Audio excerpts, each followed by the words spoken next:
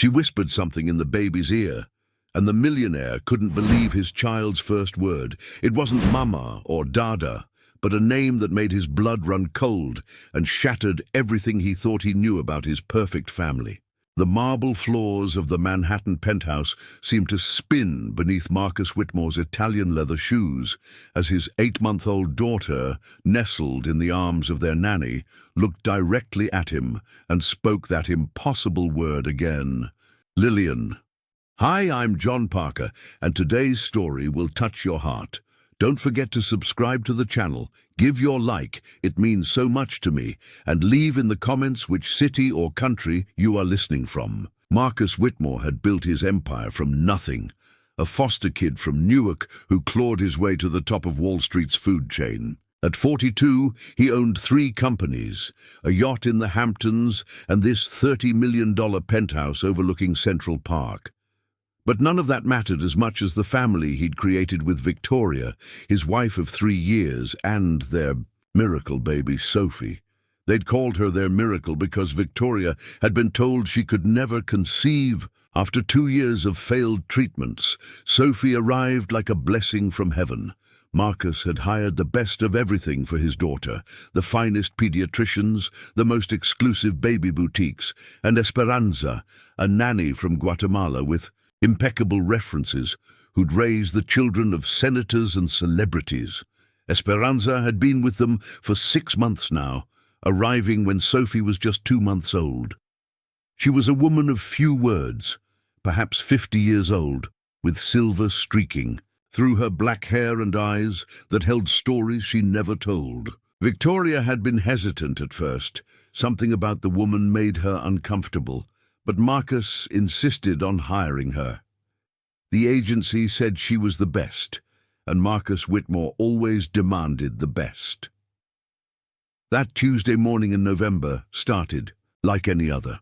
Marcus was preparing for a board meeting, adjusting his Hermes tie in the hallway mirror when he heard Esperanza in the nursery, speaking softly to Sophie in Spanish. He'd picked up enough Spanish over the years to understand basic phrases, but Esperanza's words were too quiet, too intimate, like a prayer or a lullaby meant only for the baby's ears.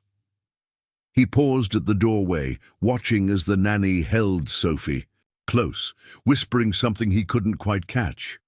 Sophie, who had been babbling nonsense for weeks, suddenly went quiet, her big blue eyes, so much like Victoria's, fixed intently on Esperanza's face. Then the nanny leaned down, her lips nearly touching the baby's ear, and whispered something that made Sophie's expression change completely. "What are you telling her?" Marcus asked, stepping into the room with a smile that didn't quite reach his eyes. Esperanza turned, not startled but deliberate, as if she'd been waiting for him. "Only stories, Mr. Whitmore. Stories every child should know." In Spanish. "She needs to learn English first." "The heart understands all languages, sir." Esperanza's accent was thick, but her English precise. "Some truths are older than words." Marcus felt an inexplicable chill despite the heated floors. There was something in the way Esperanza looked at him, not with the deference of an employee, but with the patience of someone waiting for something inevitable to unfold. "Victoria wants Sophie ready for her playdate at the Carlisle Club," he said, reasserting his authority. "Make sure she's wearing the Burberry outfit." "Of course, Mr. Whitmore." Esperanza turned back to Sophie, but not before Marcus caught something in her expression. Was it pity, contempt, or something else entirely? As he headed toward his home office, he heard Sophie make a sound, not quite a word, but close. He stopped, his hand on his phone, about to call his driver. The sound came again, clearer this time. His daughter was trying to speak. Marcus rushed back to the nursery, his heart pounding with the excitement every parent feels at their child's first word. Victoria was still asleep in their bedroom. She'd been exhausted lately, suffering from what her doctor called delayed postpartum fatigue. He wanted to be the one to witness this moment, to tell her about it later over champagne at dinner. "Come on, princess," he cooed, kneeling beside where Esperanza held Sophie. "Say dada. Can you say dada for me?" Sophie looked at him, her perfect rosebud mouth working silently. Then she turned to Esperanza, who nodded almost imperceptibly and spoke her first word with stunning clarity. "Lillian." The name hit Marcus like a physical blow. His vision blurred, his chest tightened. It had been 25 years since he'd heard that name spoken aloud. 25 years since he'd buried it, along with everything else from his past that could destroy the man he'd become. "What did you just say?" His voice came out strangled, desperate. Sophie giggled and repeated it clearer still. "Lillian!" Marcus stood abruptly, his legs unsteady. "What have you been teaching her? Why would she say that name?" Esperanza's dark eyes met his steadily. "Children know more than we think. Mr. Whitmore, sometimes they speak truths we've forgotten how to hear." "That's not an answer." His voice rose, making Sophie's face crumple toward tears. "How does she know that name? Did Victoria tell you something? Did someone—" He stopped, unable to finish the thought that was forming like a nightmare in his mind. "Perhaps," Esperanza said quietly, adjusting Sophie in her arms with practiced ease. "It is not about what she knows, but what she remembers. Some souls carry memories older than their bodies." The morning light streaming through the nursery windows suddenly felt cold, casting shadows that seemed to move independently of their sources. Marcus noticed details he'd overlooked before. The way Esperanza's crucifix caught the light, the strange symbols embroidered on the blanket she'd brought from home for Sophie, the fact that his daughter always seemed calmer, more alert when the nanny held her. "You're fired," he heard himself say, though the words felt distant, automatic. "Pack your things and leave. Now." Esperanza didn't argue. She simply kissed Sophie's forehead and handed her to Marcus. The moment the baby left her arms, Sophie began to wail, not the normal cry of an infant, but something deeper, more mournful, as if she were grieving a loss she couldn't articulate. "You will need me again, Mr. Whitmore," Esperanza said as she gathered her few personal items from the nursery. "When the truth becomes too heavy to carry alone, you will call me. I will wait." As she walked toward the door, she paused and looked back at him holding his screaming daughter. "Ask yourself why a name you've never spoken in this house lives in your daughter's mouth. Ask yourself what debts the past might still be collecting." The door closed behind her with a soft click, but her words echoed in the sudden silence that followed Sophie's cries. Marcus stood there, holding his daughter, who now felt like a stranger in his arms, staring at the space where Esperanza had stood.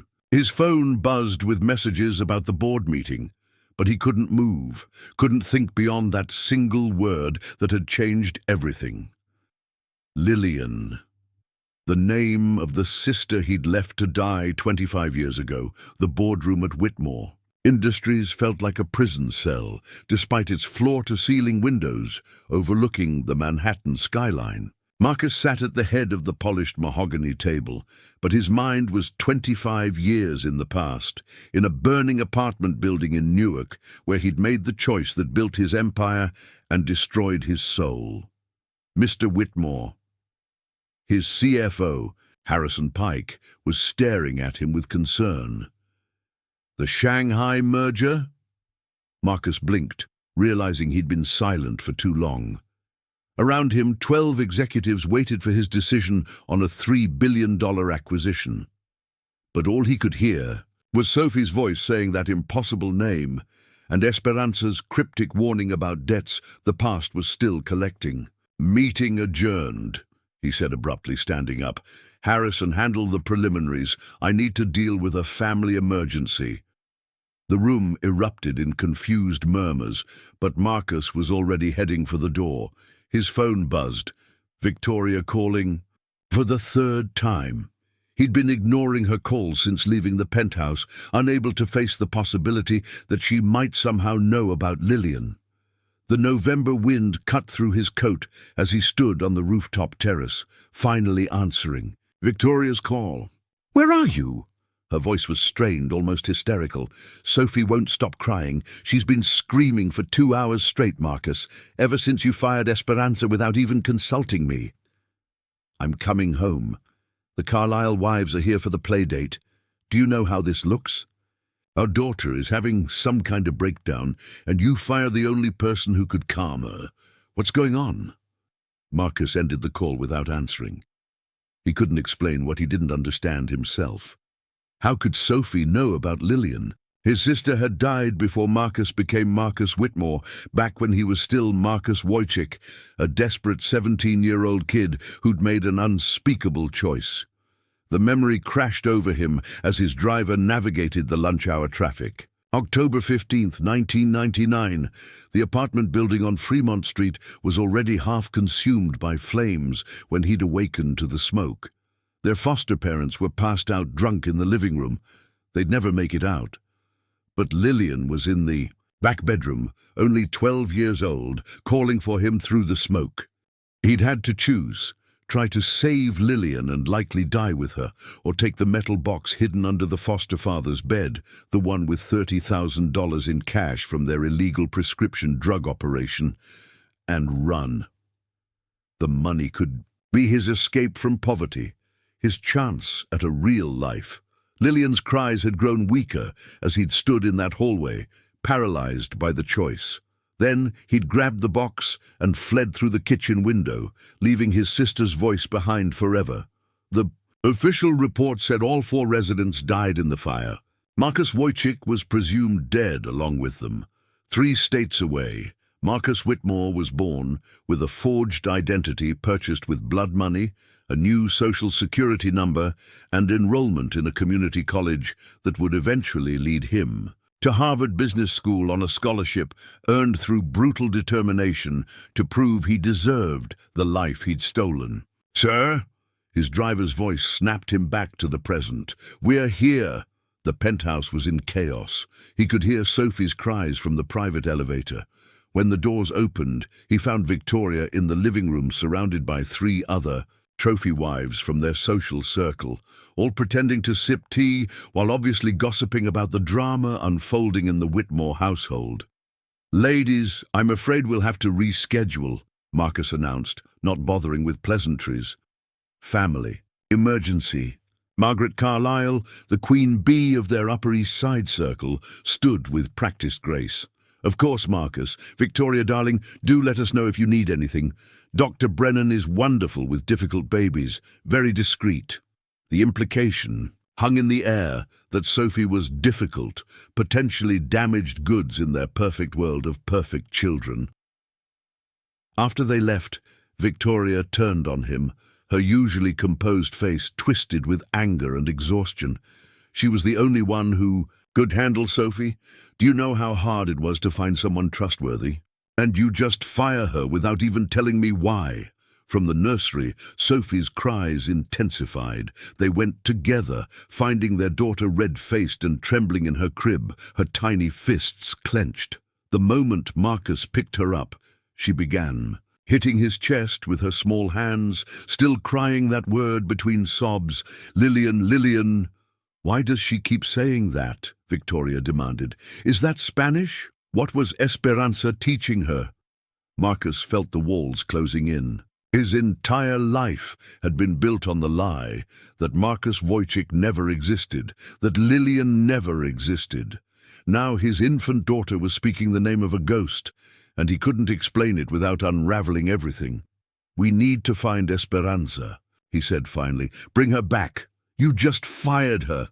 "I made a mistake," the words tasted like ash.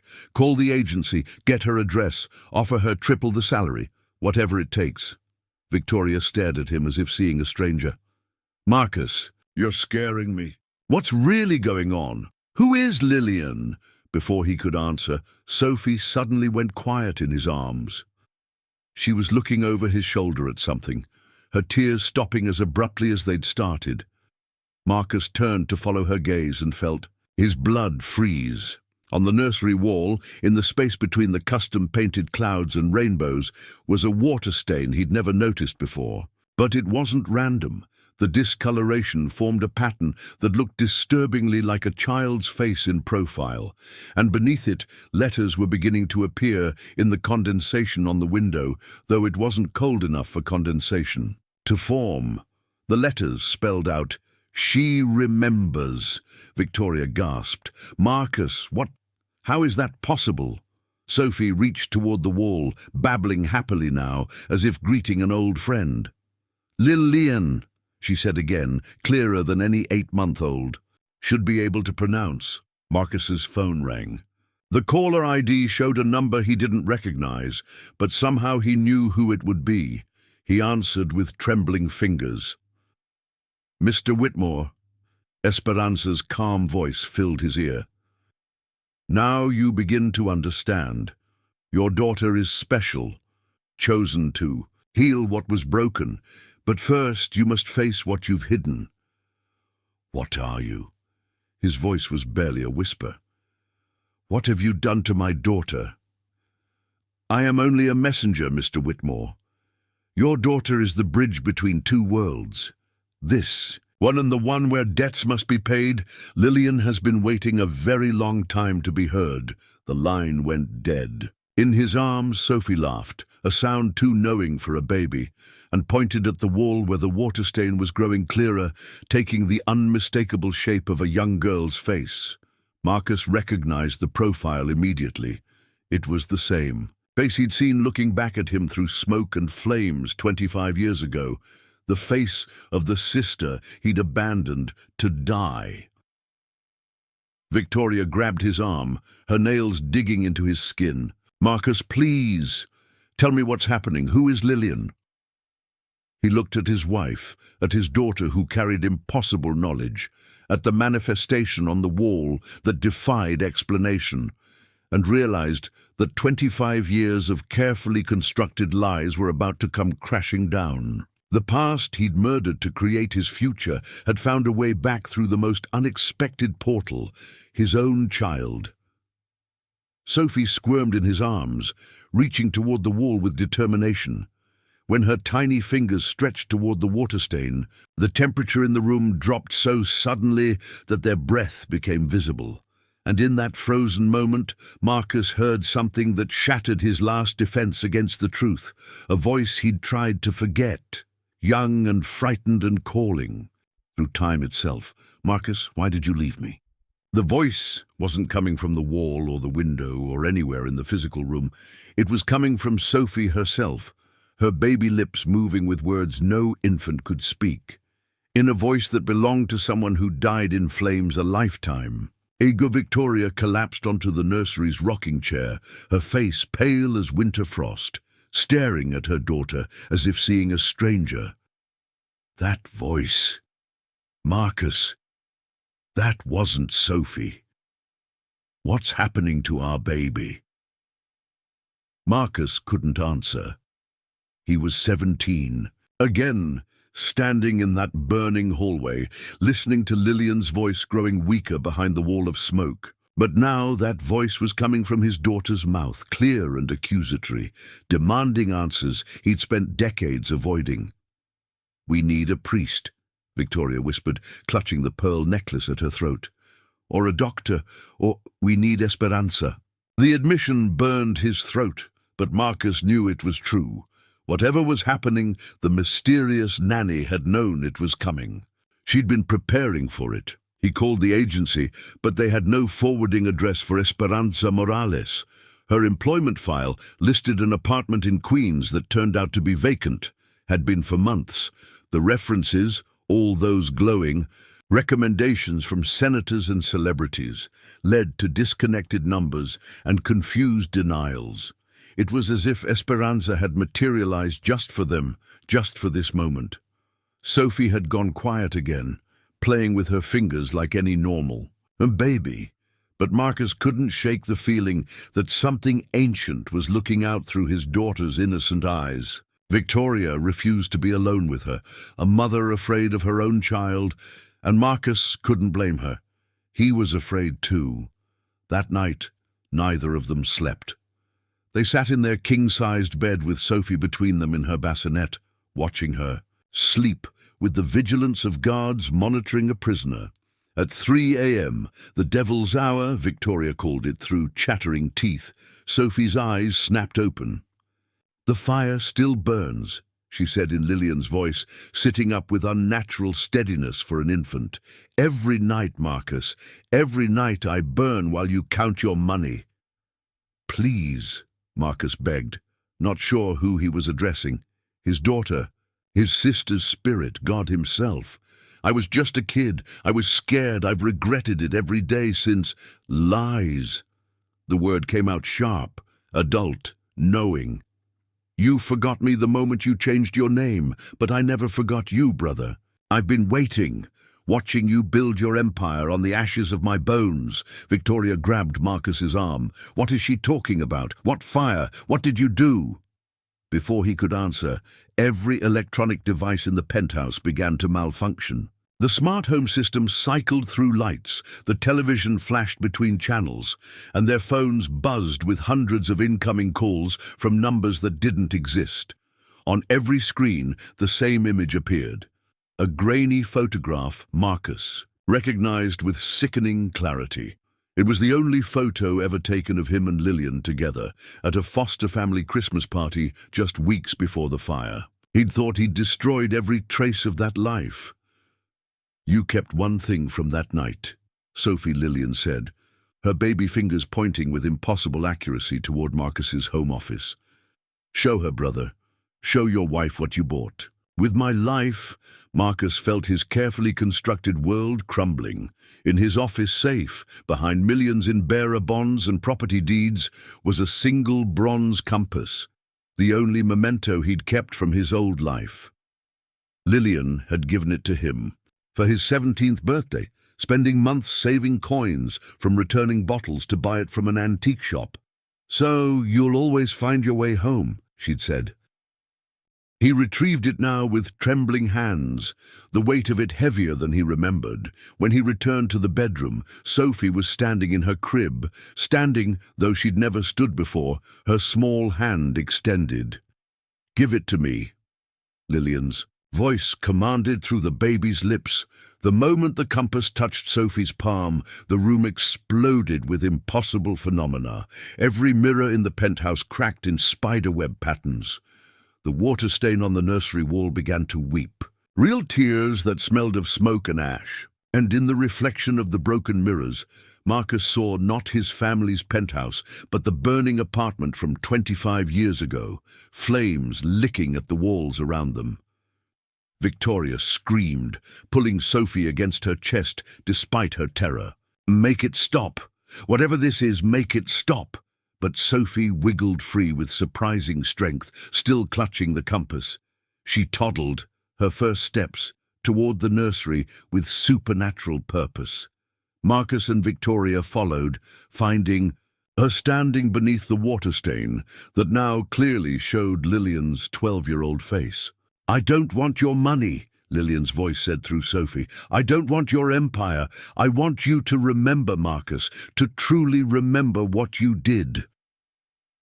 And then the visions began. Not just for Marcus, but for Victoria too. They both saw it. The fire, the smoke, young Marcus standing in that hallway with the metal box of cash in his hands, while his sister's cries grew weaker. They saw him climb through the window, saw him look back once at the burning building before running into the night. They saw him use the blood money to buy a new identity, to fund his education, to make his first investment that would eventually build the Whitmore fortune. "Oh my God," Victoria breathed, looking at her husband with a mixture of horror and pity. "You left her to die. You left a child to burn." "I was a child too."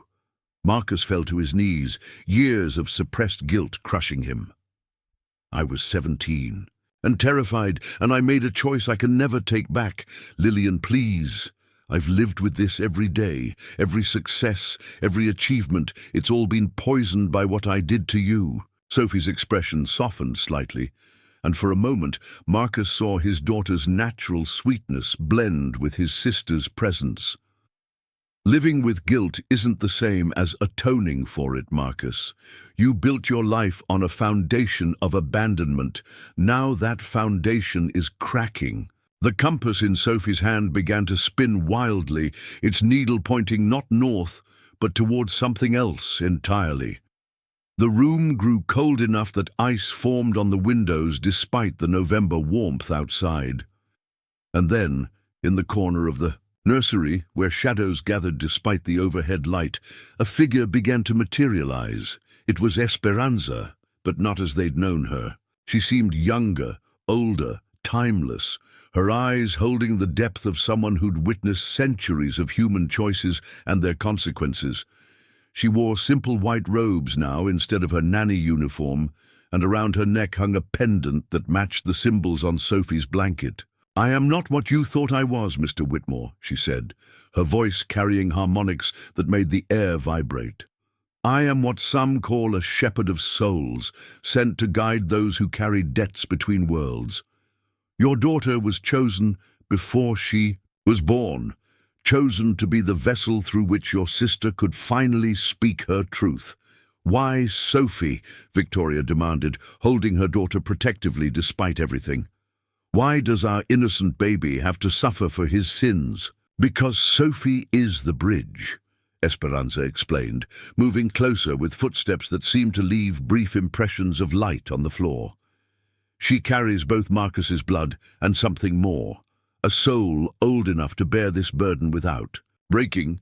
This is not punishment, Mrs. Whitmore. This is opportunity for redemption, for healing, for settling accounts that have festered in the space between life and death for too long." Sophie turned in her mother's arms, and when she spoke again, it was in a voice that seemed to blend both sisters, the living and the dead, the infant and the girl who never grew up. "The fire isn't just in the past, Marcus. It burns in every choice you make, every life you touch. Your empire is built on those ashes, and everyone who depends on you stands on the same burning ground." The compass needle suddenly stopped spinning, pointing directly at Marcus's heart, and in that moment he understood with terrible clarity that this was only the beginning.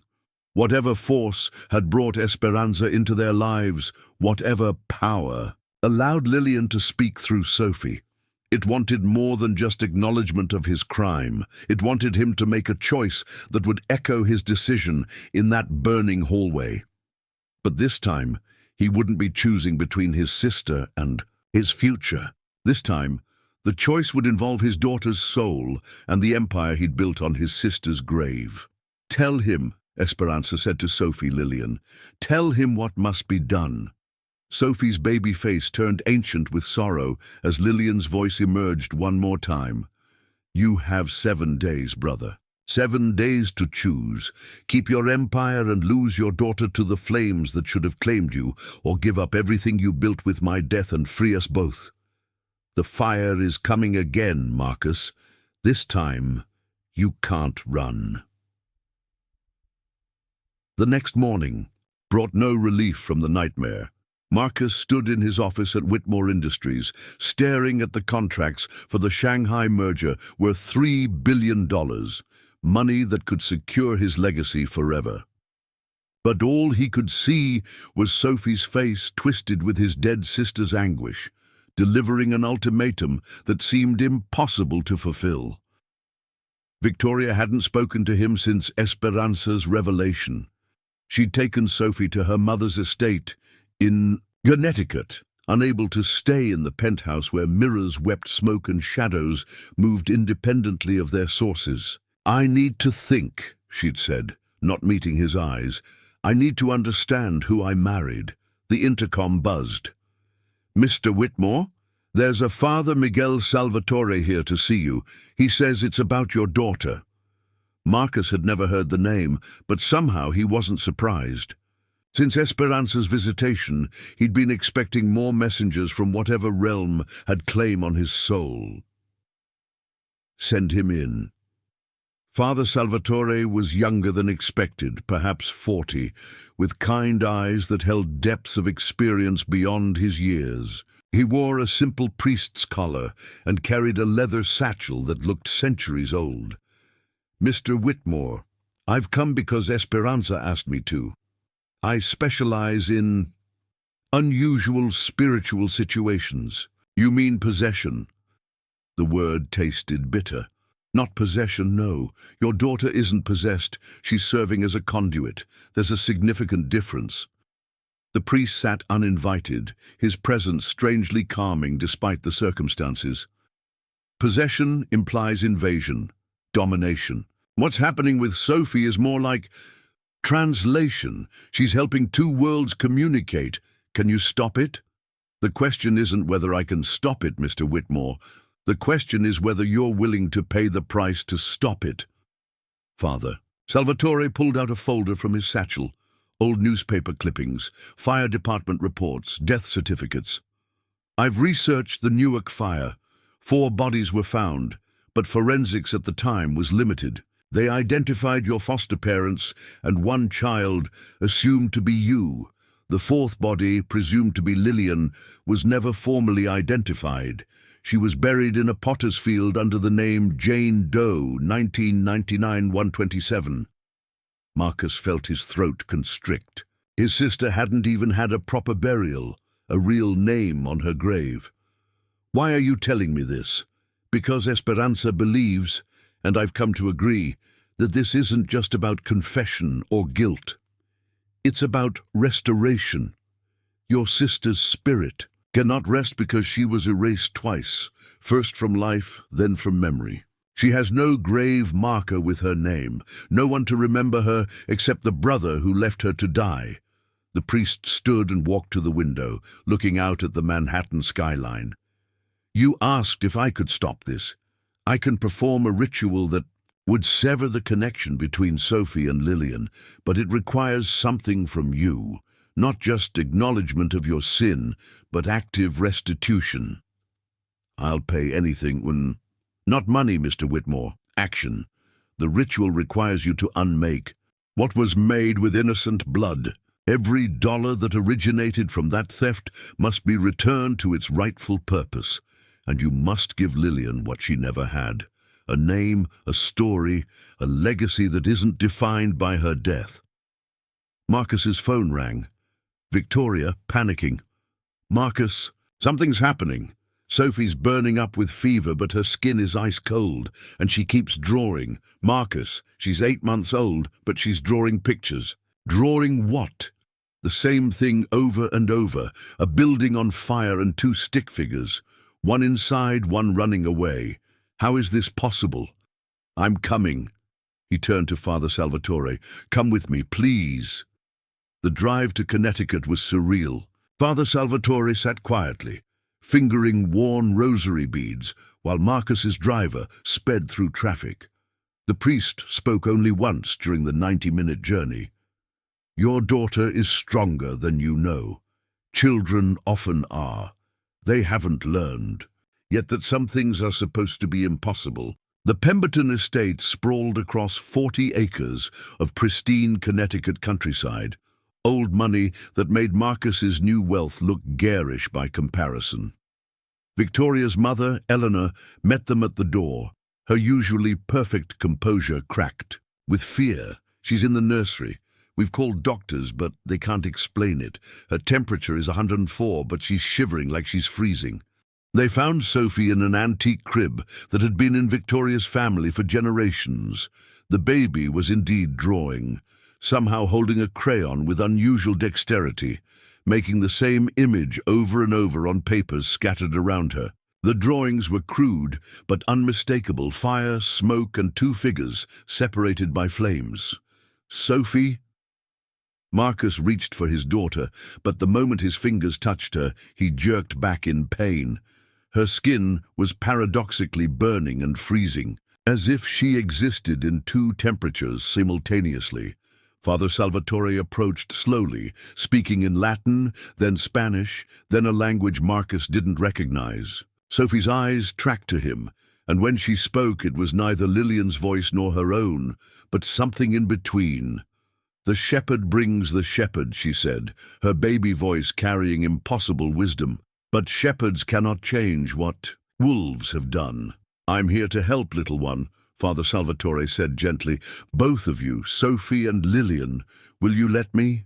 Sophie's expression shifted, and suddenly it was purely Lillian looking out through the baby's eyes. "He knows where they buried me. Jane Doe, 1999, 127.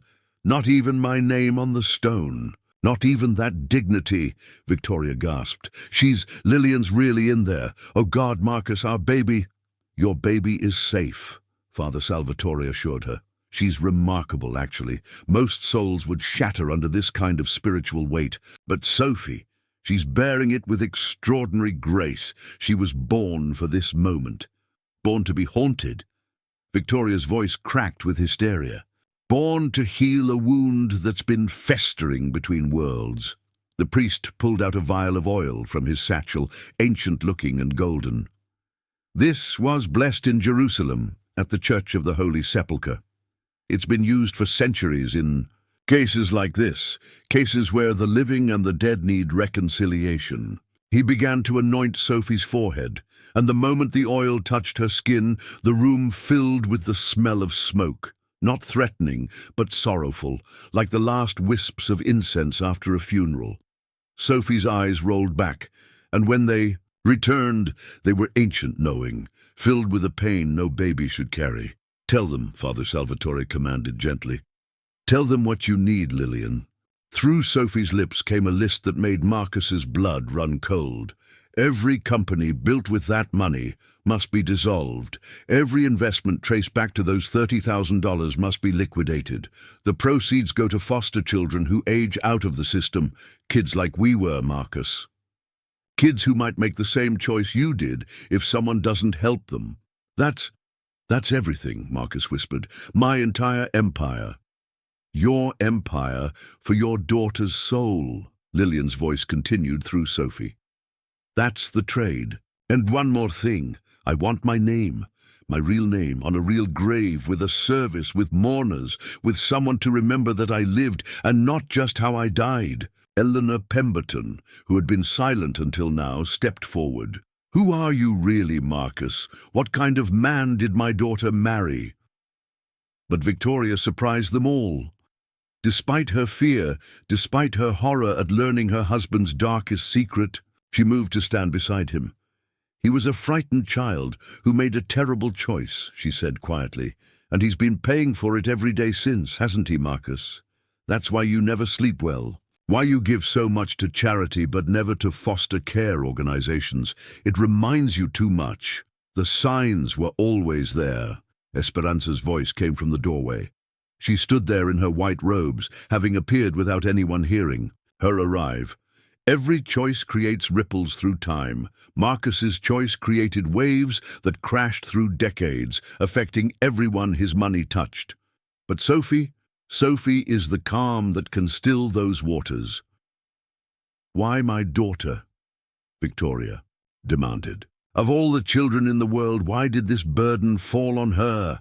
Esperanza moved closer, her presence bringing an unexpected warmth to the room. "Because Sophie carries both bloodlines, Marcus's guilt and your innocence, Victoria. She's the perfect balance, strong enough to hold both truths without breaking. And because in the space between souls before birth, she volunteered." "That's impossible," Marcus said. "Babies don't volunteer for anything before they're born, don't they?" Esperanza smiled sadly. "How do you think souls choose their families, Mr. Whitmore?" Sophie knew what she was entering into. She came anyway, out of love. Love for you despite your sins, love for Lillian who deserved better, love strong enough to bridge the gap between the living and the dead. Sophie suddenly laughed, her normal baby laugh, and reached for her father. This time, when Marcus touched her, her skin was normal temperature. She babbled something that sounded like dada, but might have been forgive. The dissolution of the Whitmore Empire began the next morning. Marcus sat in his conference room with his legal team, all of them staring at him as if he'd lost his mind. Harrison Pike, his CFO for 8 years, was the first to speak. "You want to liquidate everything?" "Marcus, we're talking about $4 billion in assets. The Shanghai deal alone. Cancel it." Marcus's voice was steady despite the earthquake happening inside him. "Cancel everything. Begin the liquidation immediately." "On what grounds?" "The board will revolt. The shareholders will sue. You'll be destroying thousands of jobs. Then we'll do it carefully. Transition the companies to the employees. Make them worker-owned cooperatives. Set up trust funds for everyone who'll be affected. But the Whitmore name comes off everything." Harrison leaned back, studying his boss with new eyes. "What's really going on, Marcus? Is someone blackmailing you? The SEC, FBI?" "Something like that." Marcus couldn't explain that his infant daughter was being held spiritually hostage by the sister he'd killed through cowardice. "Just do it, Harrison. You've trusted me this far." While his lawyers scrambled to make sense of his orders, Marcus drove to Newark with Father Salvatore. They were going to Pottersfield, to the unmarked grave where Lillian had been buried as Jane Doe, 1999-127. The cemetery was a desolate place, rows of numbered markers with no names, no flowers, no visitors. The city's forgotten dead. "Here," Father Salvatore said, checking his notes against the faded numbers. "This is where they buried her." Marcus fell to his knees on the patchy grass. For 25 years, his sister had been here, anonymous and abandoned twice over. He pressed his palms to the earth and finally let himself weep. Not the controlled tears of a businessman maintaining composure, but the raw, ugly sobs of a 17-year-old boy who'd made an unforgivable choice. "I'm sorry, Lily," he whispered to the ground. "I'm so sorry. I was a coward. I chose money over my own sister. I've become everything I dreamed of, and it's all been poison because I built it on your bones." The wind picked up, swirling leaves around them in a pattern that seemed too deliberate to be natural. Father Salvatore placed a hand on Marcus's shoulder. "She hears you. Through Sophie, she hears everything." "I want to exhume her remains," Marcus said suddenly. "Give her a proper burial, a real funeral with her real name." "That will take time. Legal procedures, but it can be done." The priest pulled out his phone.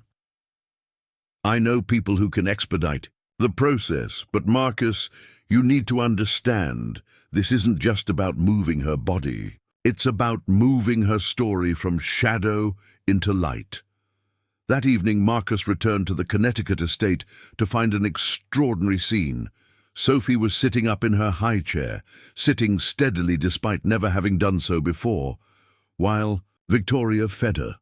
But more remarkable was what was happening around them. Every electronic device in the house was displaying the same thing. Photos Marcus had never seen before, images from a life he'd tried to forget. There was Lillian at 8, winning a spelling bee at their elementary school. Lillian at 10, playing Maria in the foster home's Christmas pageant.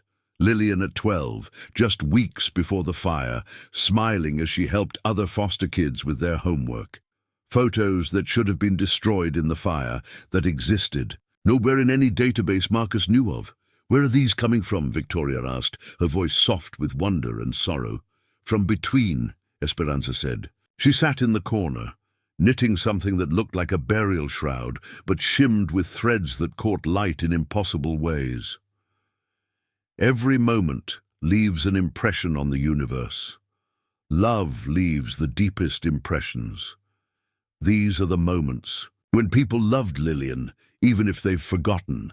Their love remembered even when their minds didn't." Sophie reached out, touching the screen of Victoria's tablet, and the image changed to something that made Marcus gasp. It was him and Lillian, not in any photo that was ever taken, but in a moment he remembered with perfect clarity the day she'd given him the compass. They were in the foster home's cramped kitchen, and she was beaming as he opened the poorly wrapped gift. She saved for 6 months, Sophie said in Lillian's voice, though gentler now, less accusatory. Collecting cans, doing odd jobs for neighbors, hiding the money from our foster parents who would have taken it for drugs, all to buy you something that would last forever. So you'll always find your way home, I told you, but you used it to run away instead. I kept it, Marcus said, pulling the compass from his pocket where he'd carried it since that night in the nursery. It's the only thing I kept from before. Because deep down, you always knew you'd need to find your way back. This time it was Sophie's own voice, but with an wisdom no baby should possess. Daddy's sad, Aunt Lily's sad, Sophie fix. Victoria dropped the spoon she was holding. Did our 8-month-old just speak in complete sentences? The veil is very thin around her, Father Salvatore explained. She's touching multiple time streams simultaneously, past, present, and futures that could be. It's remarkable and dangerous. The longer this continues, the more she'll be pulled between worlds. Then we need to move faster. Marcus pulled out his phone, calling Harrison. How quickly can we liquidate? Marcus, realistically, 6 months minimum without causing a market panic. We have 4 days. That's impossible. The SEC alone would then make it possible. Sell everything at a loss if you have to. Just get it done. As he ended the call, Sophie began to cry, but not a baby's cry. It was the sound of flames, of wood cracking, of smoke alarms that came too late. The temperature in the room plummeted, and everyone's breath became visible. On the windows, words began forming in the frost. Time runs backward in the spaces between heartbeats. What does that mean? Victoria asked, but Esperanza had stopped knitting, her face grave. It means the fire isn't just in the past anymore. The choice Marcus made created a wound in time itself. That wound is festering, and if it's not healed soon, it will spread. The fire that should have ended with Lillian's death has been burning in the space between worlds for 25 years. Now it's looking for resolution. Resolution. Marcus stood, pacing, his business mind trying to pass mystical paradoxes. What kind of resolution? Sophie's crying stopped abruptly. She looked directly at her father, with eyes that held galaxies of sorrow. Same choice, different players. The fire comes again, but this time you're not 17. This time you know the cost. This time, will you choose your daughter or your empire? That's not a choice. I choose Sophie. Always Sophie. Words are easy, Lillian's voice said through the baby. Actions are hard. You have 4 days to prove those words mean something. 4 days to unmake what was built on my ashes. 4 days before the fire finds its way from the past to the present. Tishi. Lights in the estate flickered and died. In the darkness, a glow emanated from Sophie herself, not quite light, but the memory of light, like the afterimage of a flame. And in that glow, Marcus saw 2 paths stretching before him. One led to maintaining his empire, but losing his daughter, to the same flames that claimed Lillian.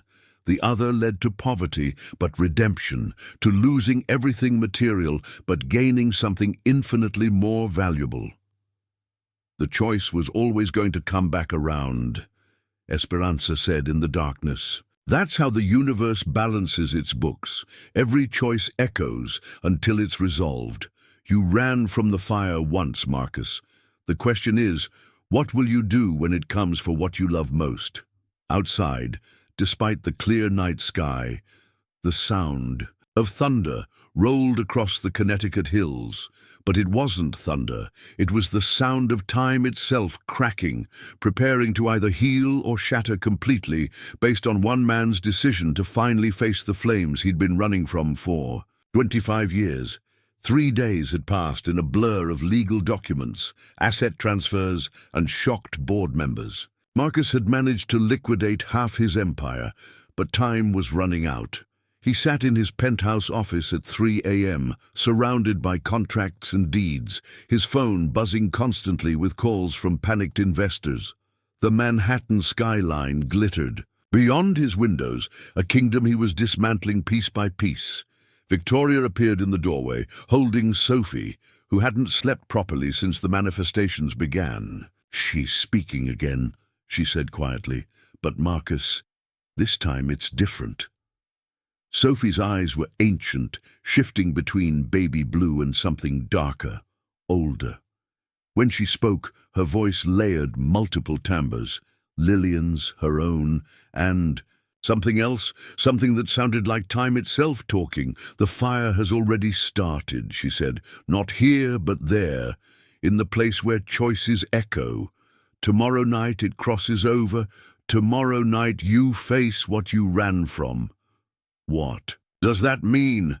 Marcus asked, reaching for his daughter, but Sophie recoiled. "Don't touch her," Esperanza warned, materializing in the corner of the room as she often did now, without footsteps or explanation. "She's holding too much energy. The boundary between worlds is fracturing around her. One wrong touch could—" A sudden crack appeared in the air itself, like reality was a mirror someone had struck. Through the fissure they could smell smoke, hear distant screams, see the orange glow of flames that existed 25 years in the past, but were somehow burning their way toward the present. "My God," Victoria breathed.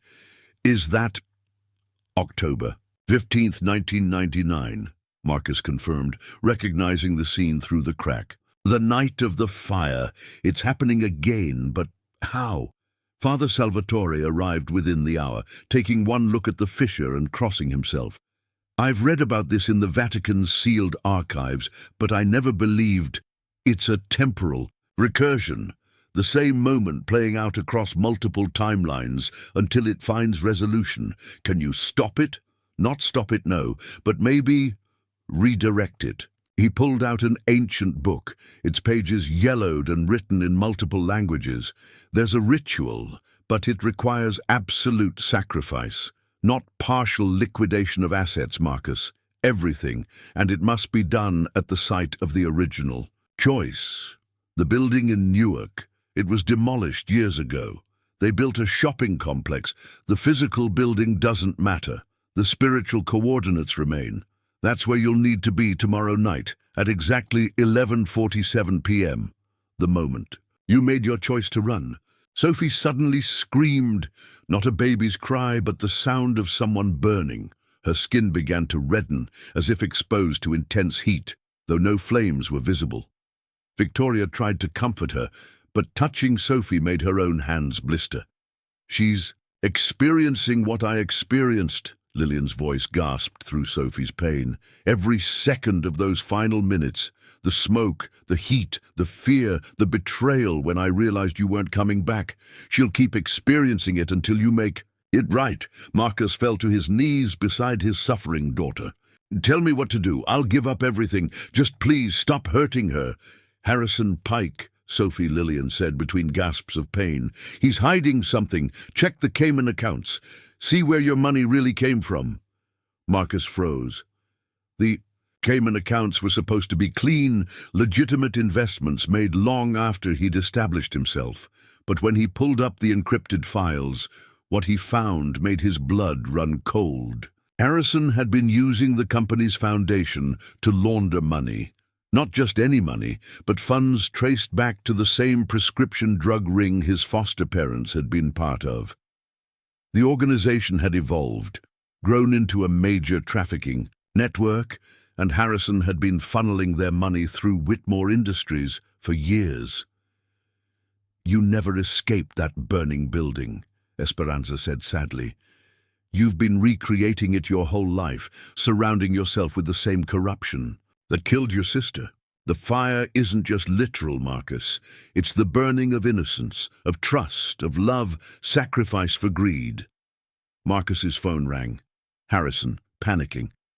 "Marcus, what have you done? Do you know who these people are?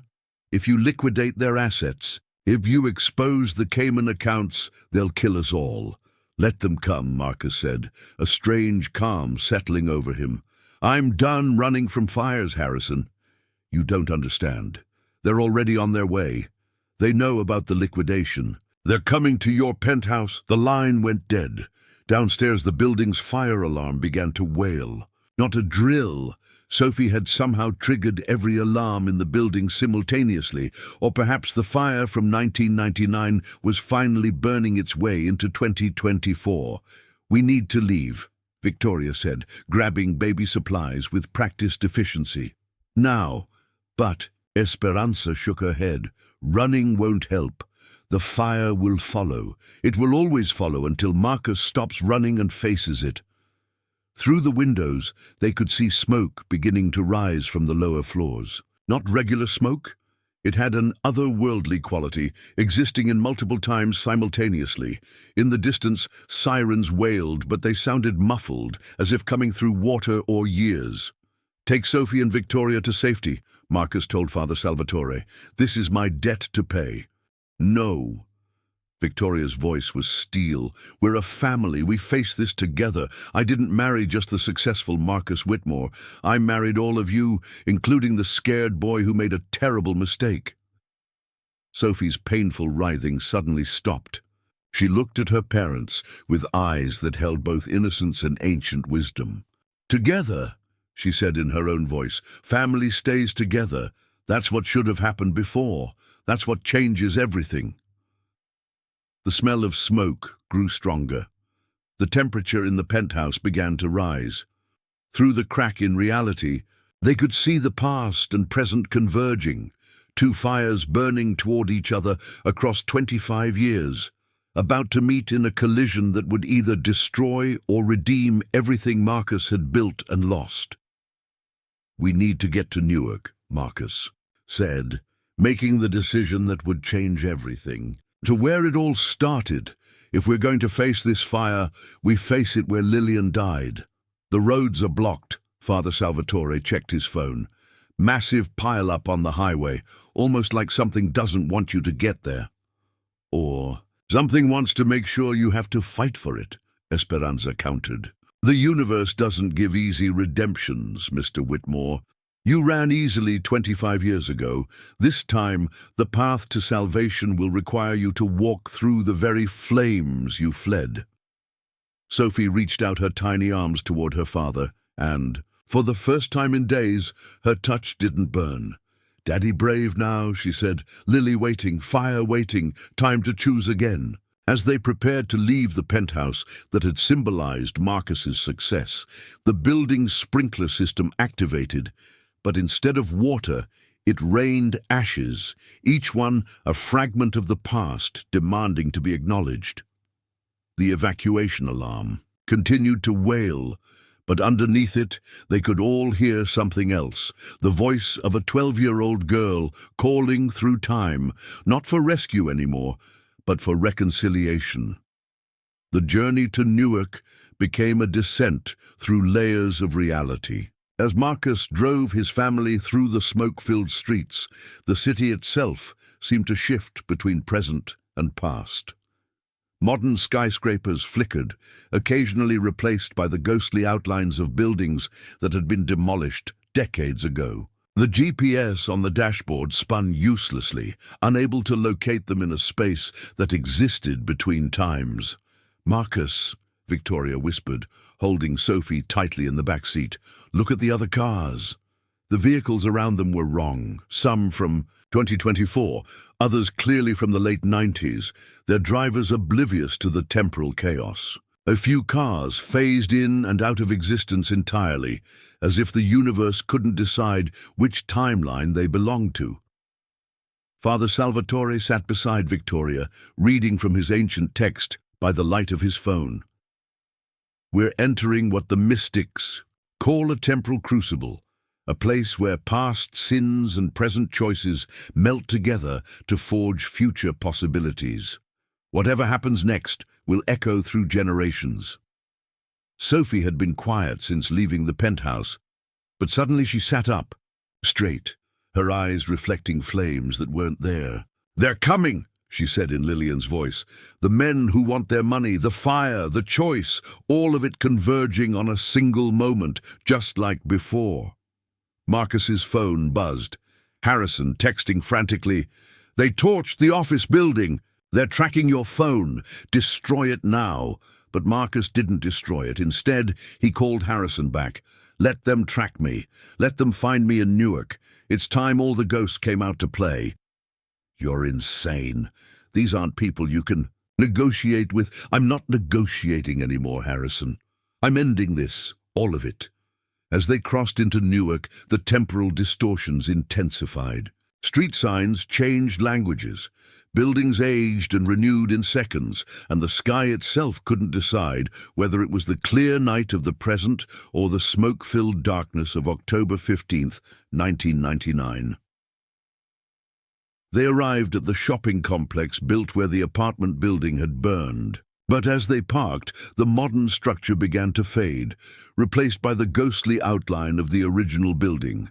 It stood there, translucent and wavering, existing in both states, destroyed and intact, past and present, occupying the same space. "This is impossible," Victoria breathed. But Esperanza, who had somehow appeared in the parking lot waiting for them, shook her head. "Nothing is impossible at the intersection of justice and mercy. This is holy ground now, sanctified by innocent blood and 25 years of unresolved anguish." 3 black SUVs screeched into the parking lot. The trafficking organization Harrison had warned about, modern criminals connected by invisible threads to the same network that had destroyed Marcus's foster family. Armed men emerged, but they stopped short when they saw the ghostly building, their weapons useless against something that existed outside normal reality. Whitmore, their leader, a scarred man named Dimitri, called out, "You owe us $4 billion. Dollars.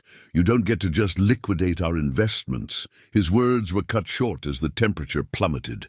The ghostly building solidified slightly, and through its transparent walls everyone could see 2 figures, a 17-year-old boy frozen in the hallway with a metal box, and a 12-year-old girl trapped behind a wall of flames. "Is that?" Dimitri stepped back, his bravado cracking. "What the hell is this?" "This is judgment," Sophie said, but her voice carried the authority of something far greater than either Lillian or herself. "This is where choices made in darkness come to light." The ghost of 17-year-old Marcus began to move, replaying that terrible night. Everyone watched as he grabbed the money box, looked back once at the door behind which Lillian screamed, and then ran. The loop played over and over, each repetition making the ghostly building more solid, more real. "Stop it!" Present-day Marcus shouted. "I know what I did. I've admitted it." "Admission isn't absolution," Father Salvatore said, opening his ancient book. "The ritual requires action. You must enter the building, the ghostly one, and make the choice again. But this time, you're not choosing between Lillian and money. You're choosing between Sophie and everything you built with that stolen fortune." "That's not a choice," Marcus said immediately. "I choose Sophie." "Then prove it." Esperanza gestured to the building. "Walk through that door. Face the fire. Save the one who needed saving 25 years ago." "But Lillian's already dead." "Time isn't linear in spaces like this. Save Lillian then. Save Sophie now. Fail, and both are lost to the flames forever." Marcus looked at his wife and daughter. Sophie reached out her tiny hands. "Daddy, go," she said in her own voice. "Daddy, fix. Then we all be free." Without another word, Marcus walked toward the ghostly building. The moment he crossed the threshold, the structure solidified around him. He was simultaneously 42 and 17, wearing his expensive suit and his thrift store jeans, existing in both times at once. The smoke was real, choking, blinding. The heat was real, searing, overwhelming. And Lillian's screams were real, desperate, fading, calling for a brother who had abandoned her. This time, Marcus didn't hesitate. He dropped everything, his phone, his wallet, the symbolic weight of his empire, and ran toward Lillian's voice. The hallway stretched, impossibly long, as if the universe was testing his commitment. The flames rose higher, and he could hear Dimitri and his men shouting from 2024, demanding their money. He could hear Victoria crying, begging him to come back safely. He could hear Sophie speaking in tongues, modern English, ancient languages, the wordless communication of souls. He found Lillian exactly where she'd been 25 years ago, trapped in the back bedroom, the ceiling beginning to collapse. But this time, when he reached for her, his hand passed through her like smoke. "You can't change the past," she said, 12 years old forever, looking at him with eyes that held forgiveness and fury in equal measure. "I'm already dead, Marcus. I've been dead all this time. Then why make me come here? Because you're not saving me. You never could save me. You're saving Sophie. You're saving yourself. You're saving the future from the poison of the past." Lillian smiled, and for a moment she looked exactly like Sophie would in 12 years. "The money you took, it was cursed from the start. Drug money, blood money, every dollar you earned from it spread that curse. But Sophie can break it, if you let go, really let go." The ceiling began to fall, burning timber crashing down. Marcus threw himself over Lillian's ghostly form, ready to die 25 years too late. The flames engulfed him, and he felt himself burning, not just physically but spiritually, every sin and selfish choice being consumed. But then, through the flames, he heard something impossible. A baby's laughter, Sophie's laughter, pure and unafraid. And in that laughter, he heard redemption. "Choose," Lillian whispered, "your empire or your daughter, your past or her future, the man you built yourself to be or the father she needs you to become."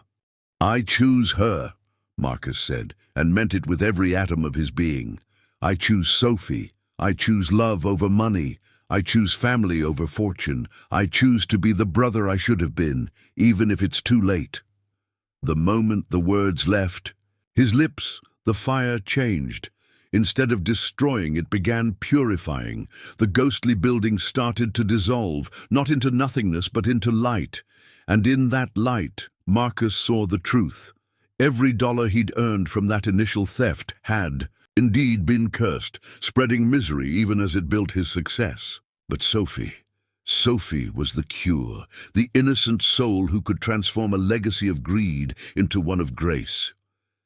The light exploded outward from the dissolving building, washing over everyone in the parking lot.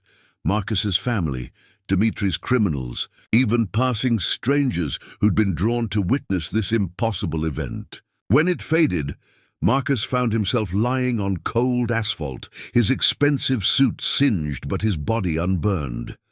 Above him, Victoria's face appeared, tears streaming as she held Sophie. "Marcus! Oh God, we thought, when the building disappeared, we thought you'd—" He sat up slowly, feeling different, lighter, as if chains he'd worn for 25 years had finally been cut. Sophie reached for him, and when he took her in his arms, she spoke clearly.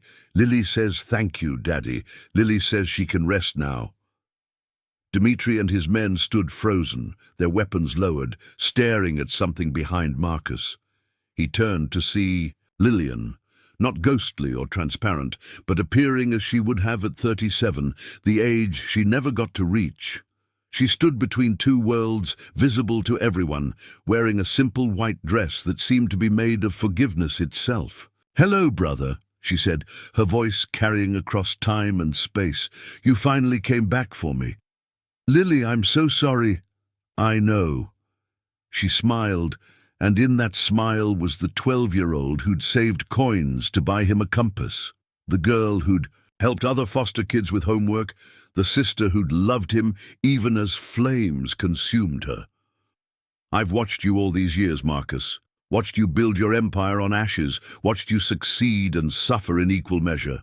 But mostly I watched you become a father, and that's when I knew, through Sophie, we could both be saved."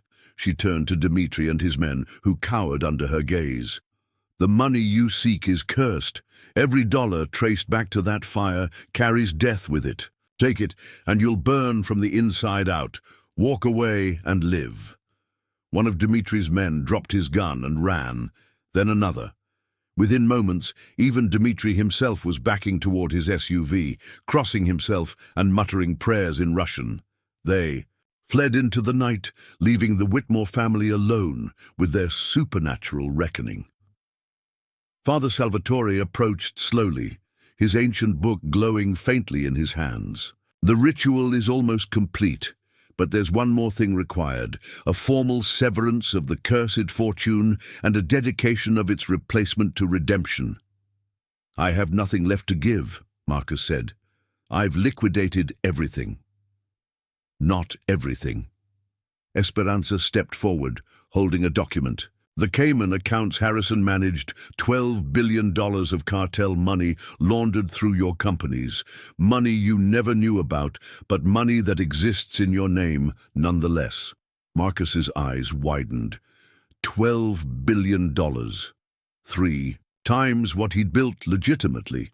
Money that could rebuild his empire 3 times over. Money that was his, legally, if not morally. That's the real test, Lillian said softly. Not giving up what you knew was tainted, but giving up what you could justify keeping.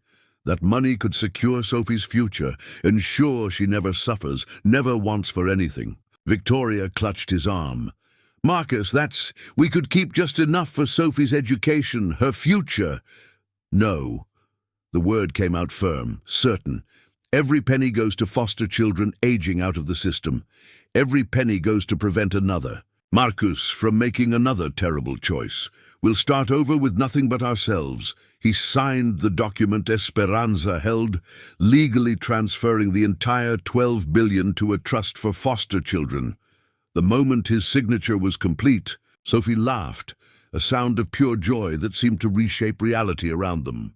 The parking lot shimmered, and suddenly they were standing not on cracked asphalt, but in a garden, one that existed in the same space, but in a different layer of reality.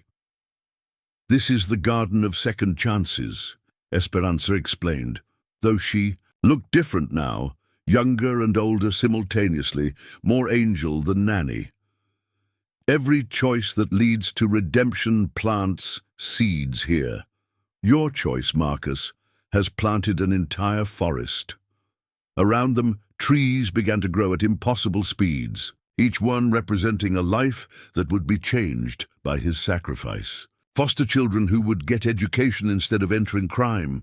Families that would stay together instead of being torn apart by poverty. Futures that would bloom instead of burning. Lillian walked to one particular tree, its trunk silver-like, moonlight. This one's mine, she said, placing her hand on it. My story, finally growing beyond its ending. And look, she pointed to a small sapling beside it, golden and glowing. That's Sophie's. See how they're intertwined at the roots? She'll carry my memory, but not my pain. She'll tell my story, but not be imprisoned by it. Sophie squirmed. In Marcus's arms, reaching toward her aunt, Lillian kissed the baby's forehead, and in that moment something passed between them. Not possession or haunting, but a gift of memory purified by love.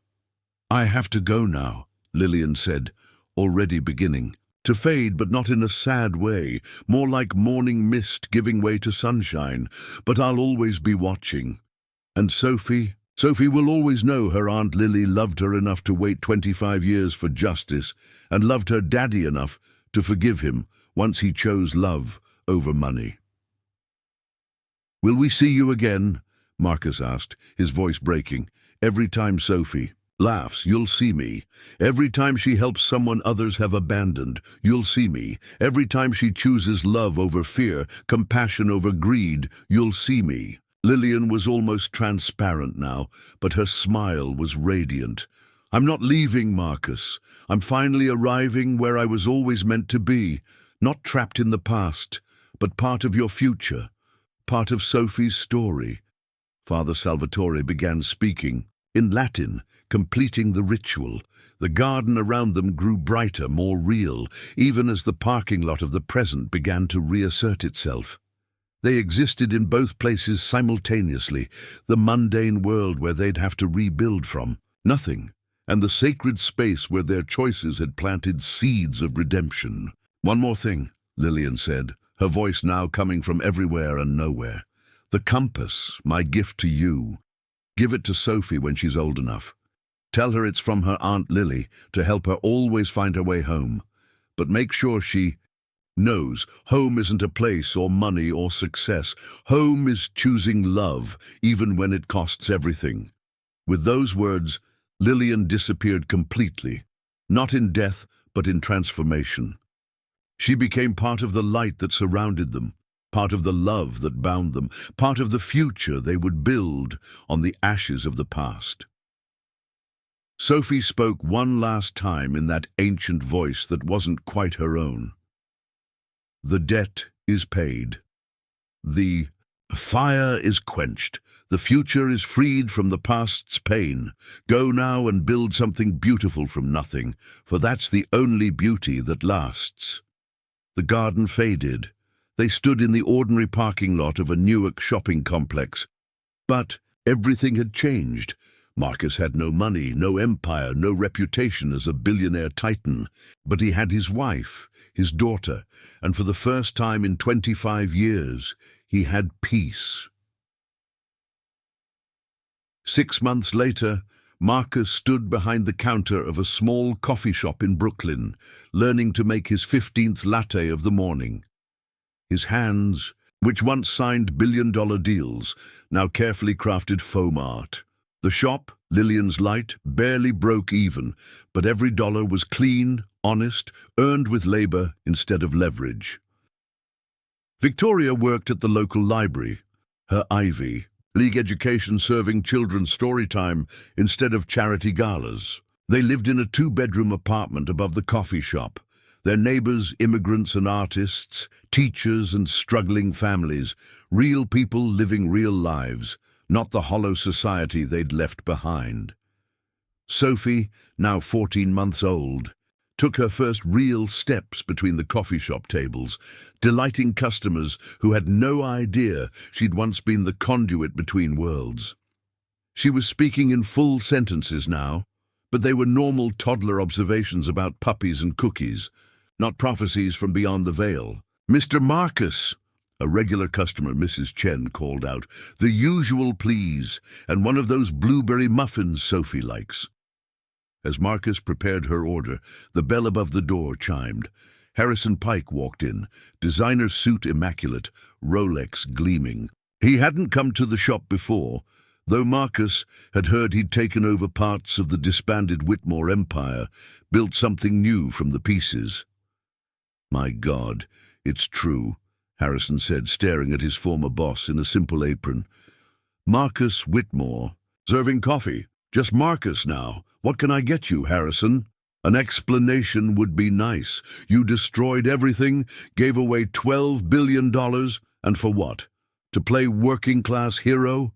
Before Marcus could answer, Sophie toddled over to Harrison, looked up at him with those impossibly wise eyes, and said clearly, "Sad man, lost inside." Harrison stepped back, unnerved. "What's wrong with your kid?" "Nothing's wrong with her. She just sees clearly." Marcus handed Mrs. Chen her order, then turned back to his former CFO. "You want to know why, Harrison? Look around. Every person in this shop knows my name. They know Victoria's name. They know Sophie loves blueberries and that I can't steam milk without making a mess. We're real to them, and they're real to us. When I had billions, I didn't even know my doorman's name. You're romanticizing poverty. I'm not poor, Harrison. Poor is when you have billions and can't sleep because you know it's built on blood. Poor is when your daughter looks at you and sees a stranger. Poor is when your sister's ghost has to haunt your baby just to get your attention." Harrison's face paled. The rumors were true then, about the supernatural stuff? The ghost? The bell chimed again. Esperanza entered, though she looked different now. Just a normal, middle-aged woman. No ethereal glow, no mysterious appearance. She came in every Tuesday, ordered chamomile tea, and played with Sophie while Marcus and Victoria worked. "Esperanza!" Sophie squealed, running to her with the pure joy only toddlers possess. "Hello, little bridge," Esperanza said, lifting Sophie. "Easily. And hello, Mr. Pike, still counting cursed money?" Harrison backed toward the door. "This is insane. All of you. Insane." "The Cayman accounts are burning, Harrison," Esperanza said conversationally, as if discussing the weather. "Not literally, though that would be poetic, but every dollar you kept from the cartel money is poisoning your life. Your wife left last week, didn't she? Your son won't speak to you. Your board is planning a coup. The money curses everything it touches. How could you possibly know?" "Give it up," Marcus said quietly. "Transfer it to the Foster Children's Trust. Save yourself while you can." Harrison laughed bitterly. "Easy for you to say. You already fell. You have nothing left to lose." "I have everything that matters." Marcus gestured to his small kingdom, the coffee shop, his wife discussing books with a customer, his daughter playing with a woman who might be supernatural or might just be a kind grandmother figure. "And none of it can be taken by fire." Harrison left without ordering, but Marcus saw him pause outside, pulling out his phone, staring at it with the expression of a man standing at a crossroads. That evening, as they closed the shop, Father Salvatore arrived for his weekly visit. He'd been documenting their story, writing it down for the Vatican's archives, though he admitted they'd probably seal it away as too impossible to be believed. "Any more manifestations?" he asked, accepting the espresso. Marcus had learned to make perfectly. "Nothing major. Sometimes Sophie knows things she shouldn't. Sometimes customers who are grieving say they feel peace here, like someone's forgiven them. And sometimes—" Victoria paused, looking at the corner where they'd hung a photo of Lillian, the one from that foster home Christmas. "Sometimes I swear I smell her perfume. Not smoke anymore, but lavender. She loved lavender." "The veil remains thin here," Father Salvatore confirmed. "Places where great sacrifices are made often become special, sacred even. Your coffee shop might be serving more than coffee."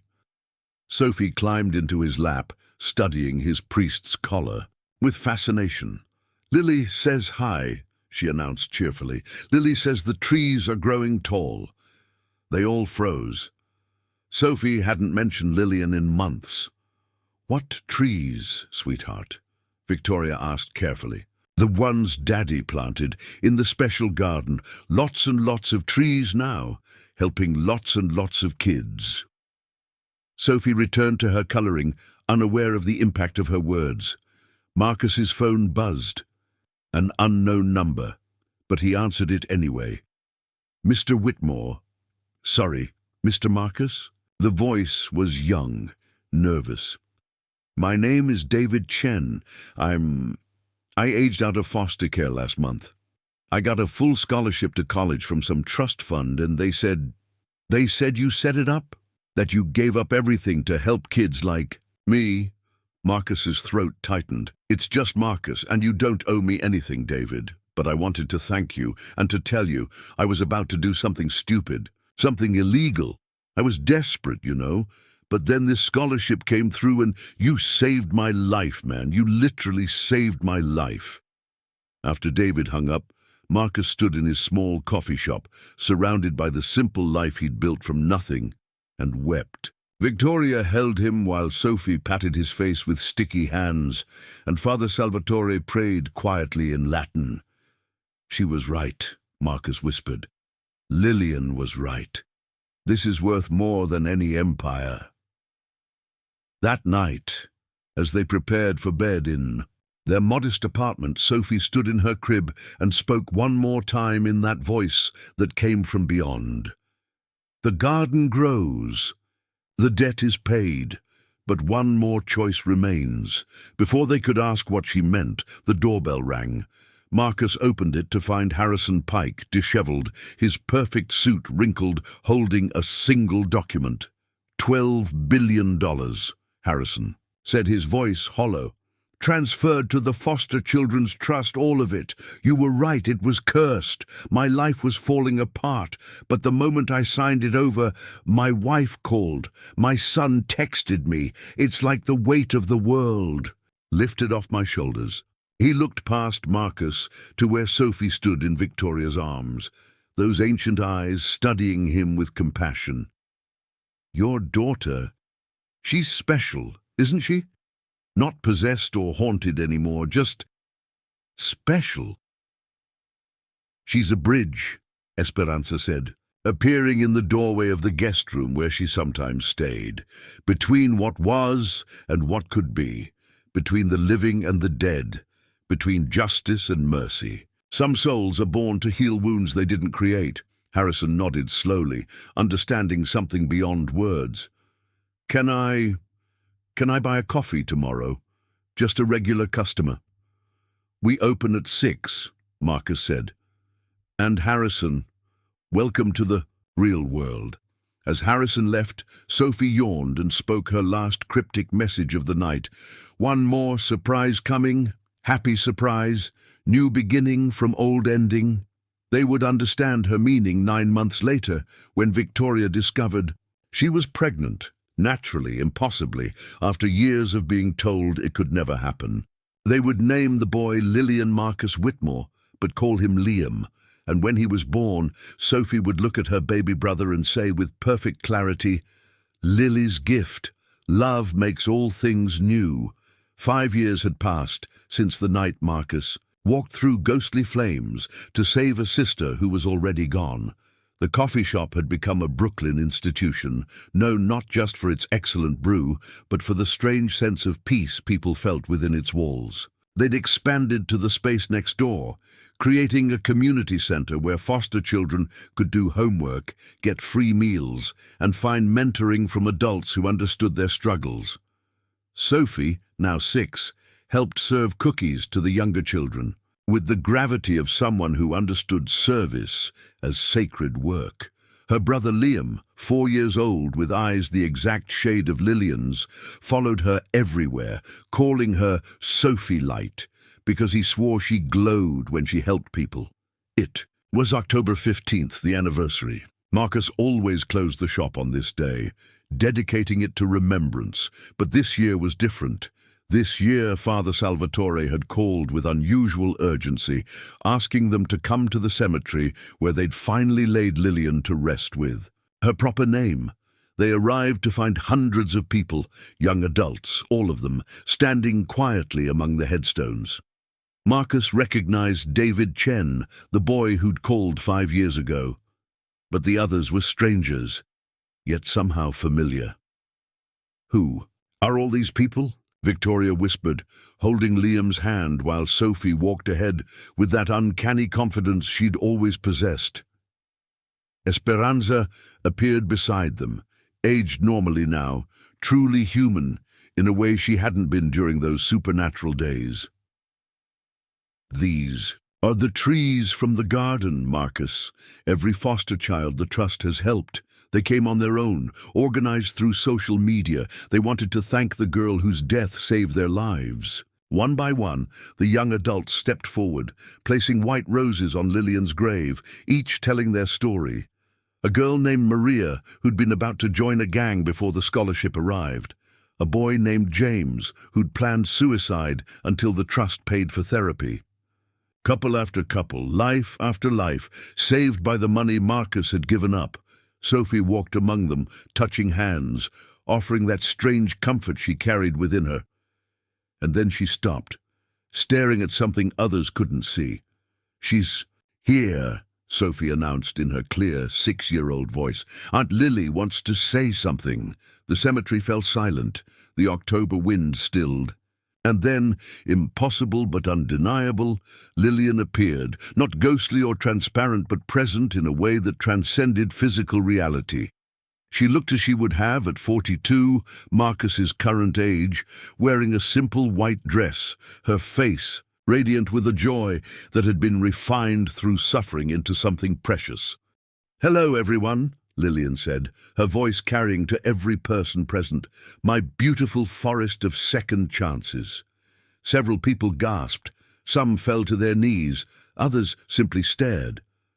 But no one ran. There was nothing frightening about her presence, only a profound sense of love. I waited 25 years in the space between worlds, Lillian continued, holding on to my pain, demanding justice. But look what that pain became when my brother finally chose love over fear. Each of you is proof that no sacrifice made from love is ever wasted. You are my legacy, not the girl who died in a fire, but the catalyst for hundreds of lives saved. She moved toward Marcus and his family, her feet not quite touching the ground. Brother, you've done well. The coffee shop, the community center, the trust. You've built something eternal from the ashes of what was temporary. Lily, Marcus's voice broke, I'm still so sorry. I know, and you're forgiven, completely. That's why I can appear like this now, not as a ghost demanding justice, but as a soul at peace, returning one last time to bless what grew from my suffering. She knelt before Sophie and Liam, studying them with infinite tenderness. My bridge, she said to Sophie. You carried so much, so young, but look how strong it made you. You'll help so many more before your story ends. Then to Liam, and you, little gift. You're the promise that beauty can come from ashes, that endings can become beginnings. Liam, with the fearlessness of a 4-year-old, reached out and touched Lillian's face. Where his fingers made contact, light sparkled like stars. Pretty aunt, he said simply. Smell like flowers. Lillian laughed, a sound like wind chimes and summer rain. One more gift before I go, she said, standing and addressing everyone. The fire that killed me, it wasn't random. Our foster parents were murdered by the same cartel that would later launder money through Marcus's companies. Every thread was connected, a web of greed and violence spanning decades. But today, that web is broken. The FBI, working with information mysteriously delivered to them, has shut down the entire network. The last of the cursed money has been seized and will go to victims of trafficking. The cycle is ended. Harrison Pike, who'd been standing at the edge of the crowd, stepped forward. That was you? The anonymous tips that brought them down? Not me alone, Lillian smiled. Sophie helped, though she doesn't remember. In her dreams, she visits places between worlds and whispers truth to those who need to hear it. She's still a bridge, just a subtler one now.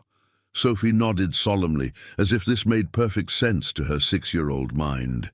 But now, Lillian continued, her form beginning to shimmer with increasing light, it's time for me to go, really go this time, not to haunt or wait or watch, but to move on to what comes next. The debt is paid, the wounds are healed, and love has transformed everything it touched. She looked at each person in the cemetery, and somehow each felt individually seen, personally blessed. Remember this, every choice creates ripples through time. Marcus's selfish choice created waves of pain, but his sacrifice created waves of healing. You are those waves. Go make your own ripples. Choose love, even when it costs everything. Especially when it costs everything. The light around her grew brighter, not harsh, but warm, like sunrise after the longest night. Oh, she said, as if seeing something wonderful just beyond the veil.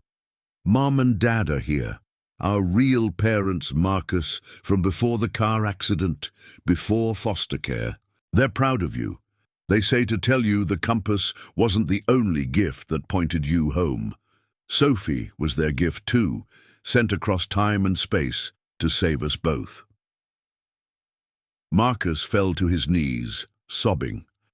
Victoria held him, while their children pressed close, creating a circle of love that somehow included Lillian even as she faded. Goodbye, Lillian whispered, though her voice seemed to come from everywhere, the wind, the trees, the hearts of everyone present. Thank you for remembering me. Thank you for choosing love. Thank you for proving that even the worst mistakes can be redeemed. Live well, love freely, and sometimes when you serve coffee to strangers or help a frightened foster child, know that I'm there in the kindness, in the choice to see others as family. She disappeared not in a dramatic flash, but gently, like morning mist touched by sunlight, leaving behind only the scent of lavender and the feeling that something broken had finally been made whole. The crowd stood in profound silence for a long moment. Then, one by one, they began to share stories of transformation, of second chances, of choosing love over fear. The cemetery became a celebration not of death, but of life renewed. As the dusk sun set over Brooklyn, painting the sky in shades of redemption, Sophie tugged on her father's hand. "Daddy, Aunt Lily left one more message. She said to tell you the compass was right all along. You did find your way home. Home was just different than you thought. Home was choosing to love her more than you feared losing everything." Marcus pulled his family close, looking at the hundreds of young lives saved by his sacrifice, at the coffee shop keys in his pocket, at the simple wedding ring that had replaced his Cartier watch. He'd lost an empire and found a universe. "I'm John Parker," Sophie said suddenly, in a voice not quite her own but playful, channeling something or someone with a gentle humor. "And remember, every story hides a truth. This truth is simple. Love costs everything and is worth even more.